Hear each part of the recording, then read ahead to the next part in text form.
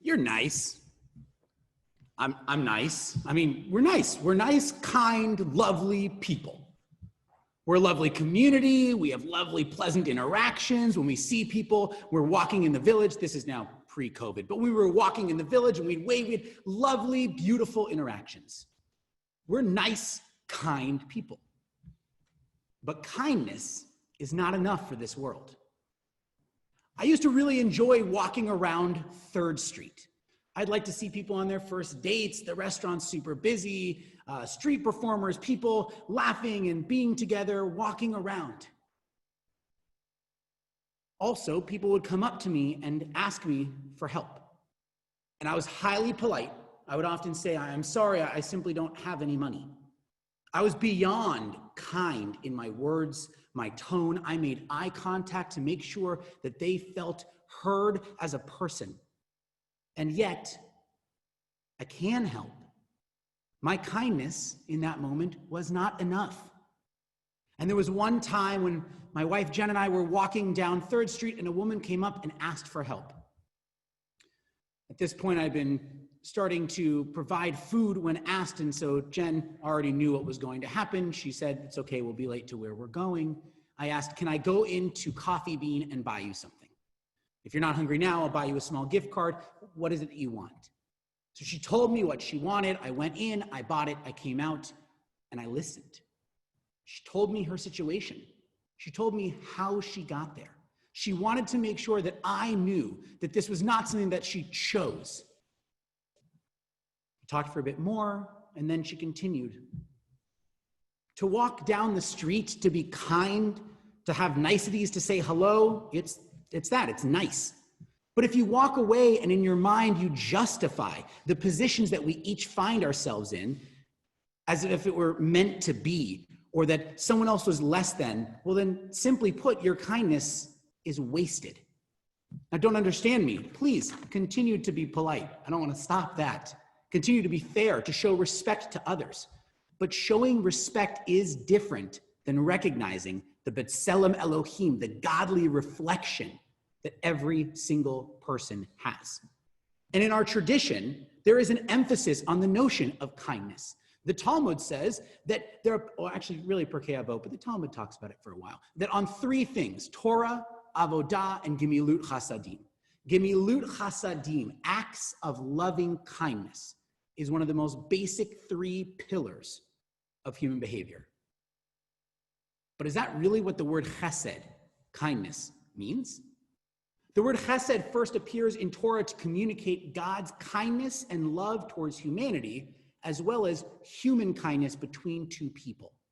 Chesed emerges as one of the essential ways humans engage with God to sustain creation. So for example, in response to the story of Sodom and Gomorrah, 15th century Italian commentator Sforno says that the reason that God decided to engage first with Abraham in discussion is based on the chesed that Abraham shows to the angels who visited him prior. And then consequently, Lot and his family are rescued by God after he tries to show chesed in the form of hospitality to his guests. Our chesed here results in evoking God's chesed, but that isn't about kindness at all. That's about focus and drive to consistently show up and show love. Chesed is better suited to mean commitment, a commitment to doing the righteous work of God's will. All humanity being made in the image of God, we have a commitment to make a just and equitable world. That is the core of the word chesed. Chesed is the driven will to put out positivity, love, fairness, and the pursuit of a just world out there. Elie Wiesel said, indifference to me is the epitome of all evil. The opposite of love is not hate, it's indifference. The opposite of art is not ugliness, it's indifference. The opposite of faith is not heresy, it's indifference. And the opposite of life is certainly not death, it's indifference. So let's go back to that word niceties, pleasantries, basic social manners of treating others respectfully. Now, we have a corrosion of the meaning of that idea in our society. To speak kindly to someone, but to not do the work when in front of their face. To speak kindly about a person and speak critically behind their back. That's not kindness. Kindness is a commitment of relationship and fairness in the world. It requires that if you have an issue, you grow with the person to fix it. Otherwise, we have actually put into this world deception. We've created a lack of integrity. And our own willingness to enhance the world is taken aback. Chesed is not a nicety. Chesed is a full, dedicated commitment to use your time on this earth to increase the moral base of all of us. Kindness is not enough. And if we don't embrace the change, what we have done is we've weaponized kindness. If you're nice to someone in front of their face and then you just use your manners, but behind their back you feel a different way, what you've actually done is you've destroyed an opportunity for connection. I would argue that the potential weaponized of niceties is just a Band-Aid. You Band-Aid issues, but when you treat one another in society with these niceties, what happens below the surface is that we're creating an inauthentic quality through the world. If you see a problem, work through the problem. Give every person the respect of knowing they deserve to know the truth behind your manners. If every person has a spark of the divine, do not use manners and small talk to maintain status quo.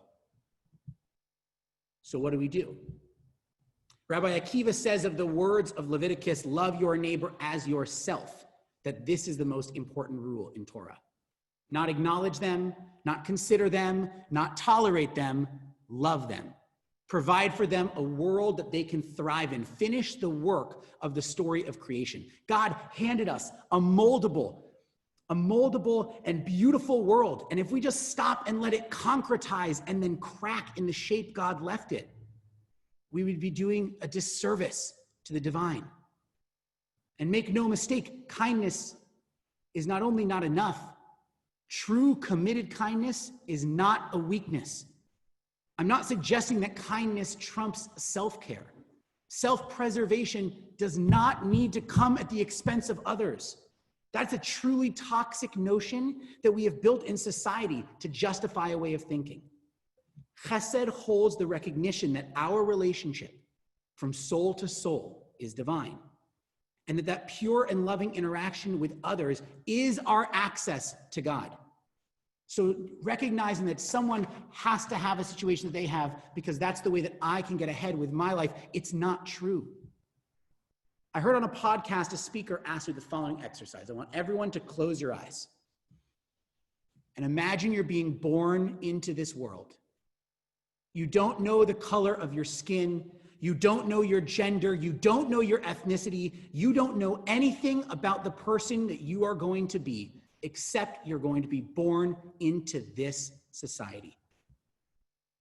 What do you want the society to look like? What do you want the leadership to be like? What societal constructs are you okay with having none of those answers? What would you need the world to look like to be comfortable living in it? Advocate, push for equal rights. Do what you can to create the earth that you just imagined in your head you would need to be comfortable living. And we're at a true tipping point in our society, a tipping point, mind you, that we should have been at many, many years ago. The treatment of our Black communities in this country is the definition of weaponized kindness. To walk for even a moment with the notion that we somehow treat everyone in our society fairly, it's a lie.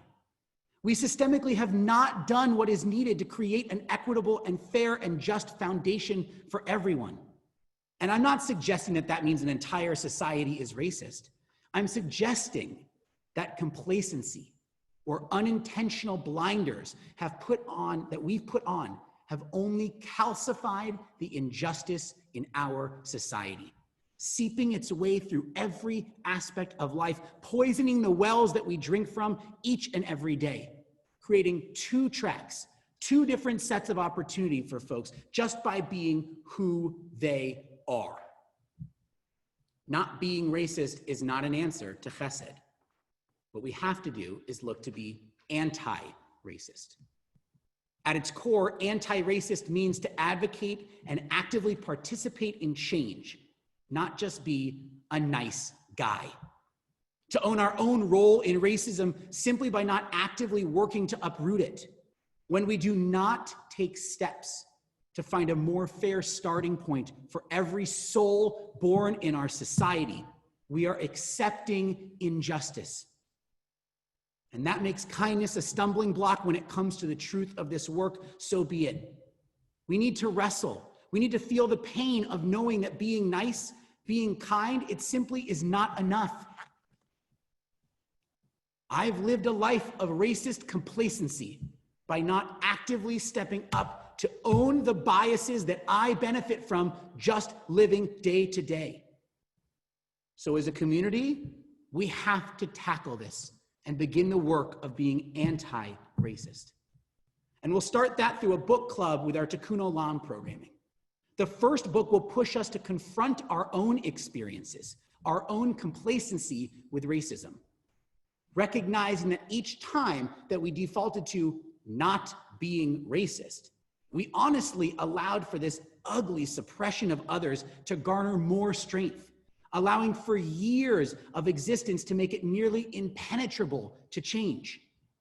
So we're going to dive into the workbook, Me and White Supremacy with Layla Saad. We're going to look at each aspect of our lives and how white supremacy has actually benefited, even if we have never engaged actively in it.